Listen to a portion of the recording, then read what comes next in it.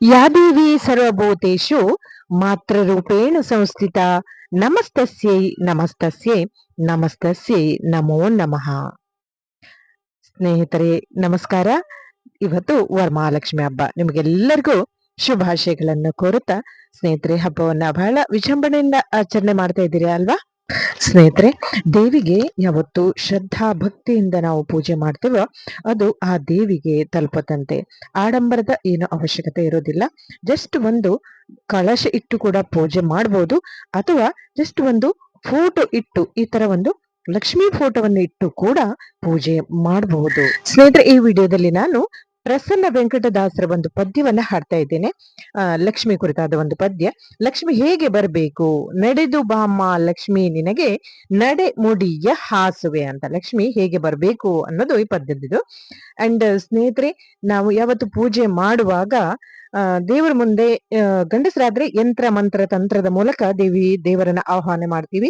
ಹೆಂಗಸರಾಗ್ಲಿ ಗಂಡಸರಾಗ್ಲಿ ಭಜನೆ ಮೂಲಕ ಅಥವಾ ಕೀರ್ತನೆಗಳ ಮೂಲಕ ನಾವು ಹಾಡಿ, ಹೇಗಾದ್ರೂ ಹಾಡಿ ಸ್ನೇಹಿತರೆ, ರಾಗ ತಾಳ ಶ್ರುತಿ ಹೇಗೆ ಇರಲಿ, ದೇವರ ನಾಮ ಬಾಯಿಗೆ ಬರಲಿ ಅನ್ನೋ ಹಾಗೆ ಸುಮ್ಮನೆ ನಿಂತ್ಕೊಳ್ಳದೆ ಏನಾದ್ರೂ ಒಂದು ದೇವರ ನಾಮ ದೇವರ ಮುಂದೆ ಹಾಡ್ಬೇಕು. ಸ್ನೇಹಿತರೆ, ನಾನು ಹಾಡ್ತಾ ಇದ್ದೀನಿ. ಹಾಡೋಕ್ಕಿಂತ ಮುಂಚೆ ಸ್ನೇಹಿತರೆ, ಇವತ್ತು ವರಮಹಾಲಕ್ಷ್ಮಿ ಹಬ್ಬ ಯಾಕೆ ಮಾಡ್ತಾರೆ, ಎಲ್ಲಿಂದ ಬಂತು ಅಂತ ಒಂದು ಚುಟುಕಾದ ಒಂದು ಚಿಕ್ಕ ಕಥೆಯನ್ನು ಹೇಳೋ ಮುಖಾಂತರ ದೇವರಿಗೆ ದೀಪವನ್ನು ಹಚ್ಚುತ್ತಾ ಸ್ಟಾರ್ಟ್ ಮಾಡುವ. ಓಕೆನಾ ಸ್ನೇಹಿತರೆ? ಕೈಲಾಸ ಅಂದ್ರೆ ಪಾರ್ವತಿ ಪರಮೇಶ್ವರರು ಇರುವಂತ ನಿತ್ಯ ಸಾನ್ನಿಧ್ಯ.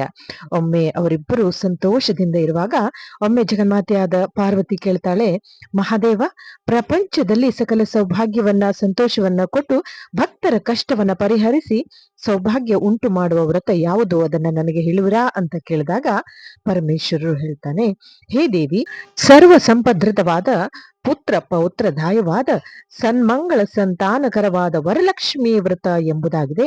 ಈ ವ್ರತವನ್ನ ಭಕ್ತಿ ಸಂಪ್ರದಾಯದಿಂದ ಹೆಂಗಸರು ಗಂಡಸರು ಮಕ್ಕಳು ಯಾರೇ ಆಗ್ಲಿ ಮಾಡಬೇಕು.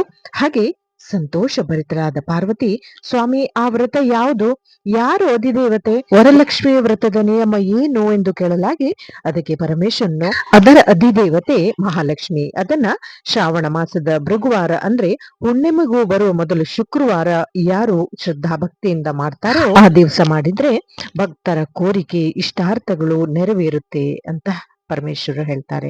ಸ್ನೇಹಿತರೆ, ಈ ಒಂದು ಕತೆ ಕೇಳಿದ ನಂತರ ನಿಮ್ಗೆ ಅನಿಸಬಹುದು ವರಮಹಾಲಕ್ಷ್ಮಿಯನ್ನ ಯಾವ ರೀತಿ ಪೂಜೆ ಮಾಡಬೇಕು, ಆವಾಹನೆ ಮಾಡಬೇಕು ಎಂಬುದಾಗಿ.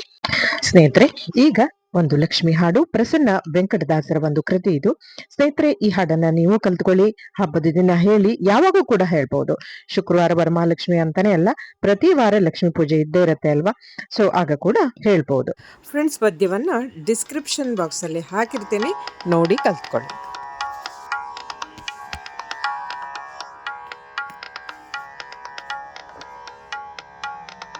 ನಡೆದು ಬಾಮ್ಮ ಲಕ್ಷ್ಮಿ ನಿನಗೆ ನಡೆಮುಡಿಯ ಹಾಸುವೆ.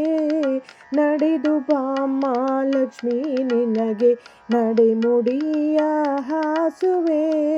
ನಡೆಮುಡಿಯ ಹಾಸಿನ ಚರಣ ಕಮಲ ಕೆರಗುವೆ. ನಡೆಮುಡಿಯ ಹಾಸಿನ ಚರಣ ಕಮಲ ಕೆರಗುವೆ. ನಡೆದು ಬಾಮ್ಮ ಲಕ್ಷ್ಮೀ ನಿನಗೆ ನಡೆಮುಡಿಯ ಹಾಸುವೆ.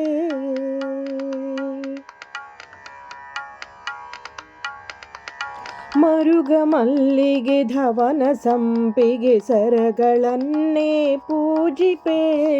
ಮರುಗ ಮಲ್ಲಿಗೆ ಧವನ ಸಂಪಿಗೆ ಸರಗಳನ್ನೇ ಪೂಜಿಪೆ. ಸರಗಳನ್ನೇ ಪೂಜಿಸಿ ನಾವರಗಳನ್ನೇ ಬೇಡುವೆ. ಸರಗಳನ್ನೇ ಪೂಜಿಸಿ ನಾವರಗಳನ್ನೇ ಬೇಡುವೆ. ನಡೆದು ಬಾಮ್ಮ ಲಕ್ಷ್ಮೀ ನಿನಗೆ ನಡೆಮುಡಿಯ ಹಾಸುವೆ. ಹೀರೆ ಕುಂಬಳಕ ಈ ಪಡವ ಶಾಖ ಪಾಕವ ಮಾಡುವೆ. ಹೀರೆ ಕುಂಬಳಕಾಯಿ ಪಡವಳ ಶಾಖ ಪಾಕವ ಮಾಡುವೆ. ಘನ್ನ ಶಾವಿಗೆ ಭಕ್ಷ್ಯವು ನೈವೇದ್ಯವು ಪರಮಾನವು. ಗನ್ನ ಶಾವಿಗೆ ಭಕ್ಷ್ಯವು ನೈವೇದ್ಯವೂ ಪರಮಾನ್ನವೂ ನಡೆದು ಬಾಮ್ಮ ಲಕ್ಷ್ಮೀ ನಿನಗೆ ನಡೆಮುಡಿಯ ಹಾಸುವೆ.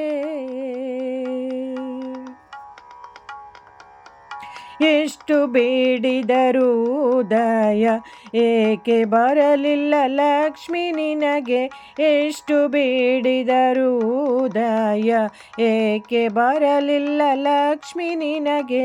ಇಟ್ಟ ಬ್ರಾಸನ್ನ ವೆಂಕಟ ವಿಠಲನ ಪಟದ್ರಾಣಿಯೇ, ಇಟ್ಟ ಬ್ರಾಸನ ವೆಂಕಟ ವಿಠಲನ ಪಟದ್ರಾಣಿಯೇ ನಡೆದು ಬಾಮ ಲಕ್ಷ್ಮೀ ನಿನಗೆ ನಡೆಮುಡಿಯ ಹಾಸುವೆ.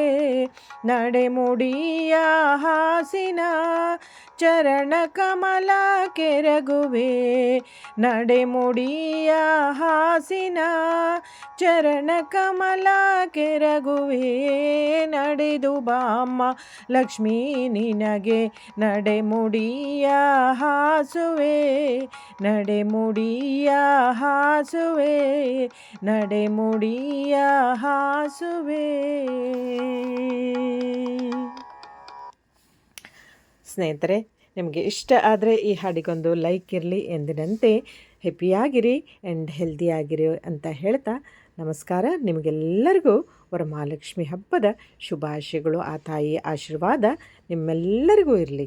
ಸರ್ವಮಂಗಲ ಮಾಂಗಲ್ಯೆ ಶಿವೆ ಸರ್ವಾರ್ಥ ಸಾಧಿಕೆ ಶರಣ್ಯೆ ತ್ರ್ಯಂಬಕೆ ದೇವಿ ನಾರಾಯಣಿ ನಮೋಸ್ತುತೆ. ಸ್ನೇಹಿತರೆ, ನಿಮಗೆ ಯಾವ ಭಜನೆ ಬಂದಿಲ್ಲ ಅಂದರೂ ಕೂಡ ಈ ಶ್ಲೋಕವನ್ನು 108 ಬಾರಿ ಹೇಳೋದ್ರಿಂದ ಕೂಡ ಅದೇ ಫಲವನ್ನು ಪಡಿತೀರ ಸ್ನೇಹಿತರೆ. ಸೊ ಯಾರಿಗೂ ಏನು ಅನ್ಯಾಯ ಮಾಡದೆ ಒಳ್ಳೆಯದೇ ಆಗಲಿ ಅಂತ ಸರ್ವೇಭ್ಯೋ ನಮಃ. ನಮಸ್ಕಾರ. ಧನ್ಯವಾದ. Thank you.